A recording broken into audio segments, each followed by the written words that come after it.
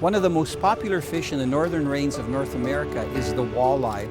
The walleye is actually part of the perch family, and that's one of the reasons why it tastes so good. One of the things that's common for walleye, no matter where you find them, they predominantly are fish that feed near the bottom on different organisms. One of my favorite locations to fish for them is in rivers, and especially large rivers, where walleye tend to be actively feeding all day long and throughout the season. Now, the only challenge when you're fishing these big rivers is that usually the structure breaks are in deep water, anywhere from about 35 to 45 feet of water. And there's usually a good flow, upwards of 3 to 4 miles an hour.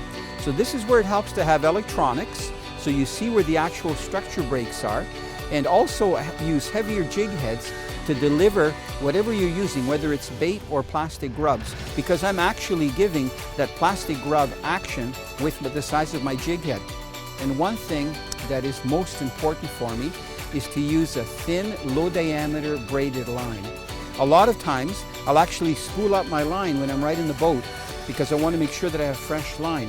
The reason I use the braided line, one is very low diameter. Because of the current and how deep you're fishing, you won't get as much lag with the line as the boat is being pushed with the current. The braided line helps me to keep that jig as straight as possible down in the current. Secondly, because there's no stretch, you feel everything. You can feel when a fish has grabbed it and let go of it, and you can also feel as soon as a fish is on. And of course, because the braided line has no stretch, when you go to set the hook, you get a really good hook set. Now, the technique that I use, I lower my jig all the way down, and then I use a very gentle snapping presentation. And every once in a while, I let that jig fall down and I make sure that I've hit bottom. But I don't let it sit there because with the current, it's very easy to get caught up on bottom.